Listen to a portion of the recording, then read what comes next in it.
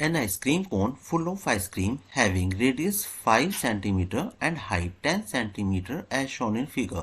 Calculate the volume of ice cream provided that its 1/6 part is left unfilled with ice cream. देखिए अगर मैं यहाँ पे आइसक्रीम की बात करूंगा तो ये कंप्लीट पार्ट, इसको हम बोला करते हैं वन पार्ट। आप सभी ये बात जानते हैं। और इसमें से 1/6 पार्ट क्या है? अनफिल्ड है। तो हम इसमें से अगर अनफिल्ड पार्ट को सब्ट्रैक्ट कर देंगे तो क्या जाएगा? फिल्ड पार्ट आ जाएगा आपके पास, राइट। और साथ ही आप यहाँ पर देखिएगा कि जो आइसक्रीम है वो उसमें आपको टू शेप देखने के लिए मिल रही है। First one is hemispherical part और second one is conical part. ये आपको देखने के लिए मिल रहा है। दैट्स मीनिंग कि अगर मैं यहाँ पर हाइट ऑफ कोन की बात करूंगा तो मुझे क्या चाहिए? मुझे इस कंप्लीट हाइट जो कि मुझे गिवन है 10 सेंटीमीटर, इसमें से ये वाला पार्ट सब्ट्रैक्ट कर दूंगा। और ये पार्ट आपका क्या है? ये है आपका रेडियस ऑफ हेमिस्फेयर। तो वो सबसे पहले मैं यहाँ पर नोट डाउन कर लेता हूं कि height of cone is equal to 10 minus 5 is equal to 5 centimetre. ये हमें यहाँ पर मिल गया है। अभी हमसे जो फाइंड आउट करने के लिए बोला जा रहा है वो बोला जा रहा है कि वॉल्यूम ऑफ आइसक्रीम हमें बताइए। तो आप क्या करेंगे? लिखेंगे volume of ice cream is equal to 1, यानी कि फुल पार्ट में से आपका जो अनफिल्ड पार्ट है 1/6 उसको सब्ट्रैक्ट कर देंगे तो आपको जो है फिल्ड पार्ट मिल जाएगा 1 माइनस 1/6। और लिखेंगे volume of ice cream when it is completely filled, completely filled। और ये जो completely filled वाला पार्ट है कब होगा?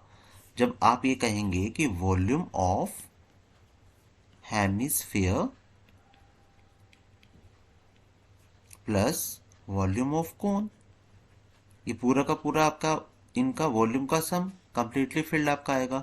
और 1 माइनस 1/6 होता है 5/6। 5/6 वॉल्यूम ऑफ हेमिस्फीयर क्या हो जाएगा? 2/3 पाई आर क्यूब। वॉल्यूम ऑफ कौन हुआ करता है? 1/3 पाई आर स्क्वायर एच। ऑल्दो जो ये रेडियस है वो है हेमिस्फीयर की और ये रेडियस है कोन की। बट यहाँ पे अगर आप ध्यान से देखेंगे फिगर में तो जो रेडियस यहाँ पे आपको देखने के लिए मिल रही है वो दोनों की ही है ना। वो इस हेमिस्फीयर की भी है और वो इस कोन की भी है, दोनों की ही है। चलिए तो हम यहाँ पर क्या करेंगे? अब जो कॉमन पार्ट है सबसे पहले वो देखते हैं इन दोनों टर्म में। तो इन दोनों टर्म में मुझे 1/3 पाई आर स्क्वायर कॉमन देखने के लिए मिल रहा है। रिमेनिंग पार्ट क्या बचेगा? तो यहाँ से जो रिमेनिंग पार्ट मैं देख पा रहा हूँ वो है 2r। और अगर मैं इस पार्ट से देखूंगा तो मुझे मिलेगा h। तो वैल्यू पुट करेंगे हम 5/6 मल्टीप्लाई बाय 1/3। और पाई के लिए हम 22 डिवाइड बाय 7, रेडियस है तो 5 मल्टीप्लाई बाय 5 और ब्रैकेट में 2 मल्टीप्लाई बाय 5 प्लस हाइट देखिए है कोन की हाइट। तो कोन की हाइट हमने ऊपर कैलकुलेट किया था, यहाँ देखो 10 में से हमने सब्ट्रैक्ट किया था, क्या आया था? 5 आया था। दैट्स वाई हम यहाँ पर 5 लिखेंगे। बाय मिस्टेक इसमें कंप्लीट आइसक्रीम की हाइट मत लिख कर आना आप।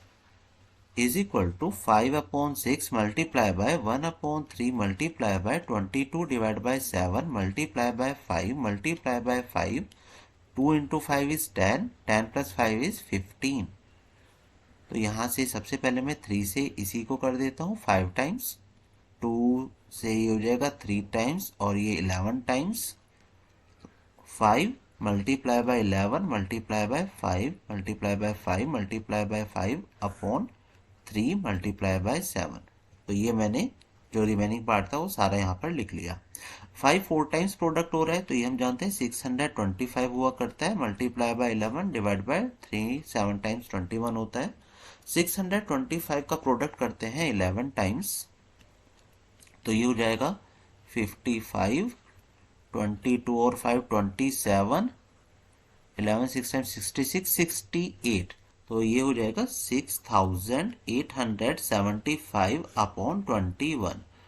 अभी हम इसको 21 से भी डिवाइड करके देखते हैं कि क्या रिजल्ट आएगा। 6875, 3 टाइम्स 63, 5, ये 7, 2 टाइम कर लेते हैं 42, 5, 1 को 5 टाइम्स लिखते हैं और ये हो जाएगा आपका 7 टाइम्स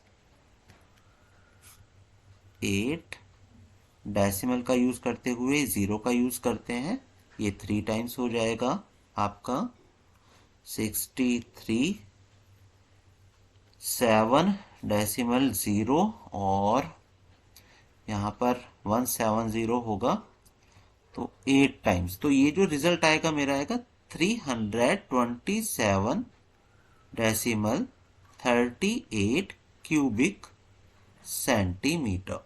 तो इतना वॉल्यूम ऑफ आइसक्रीम आपको मिलेगा।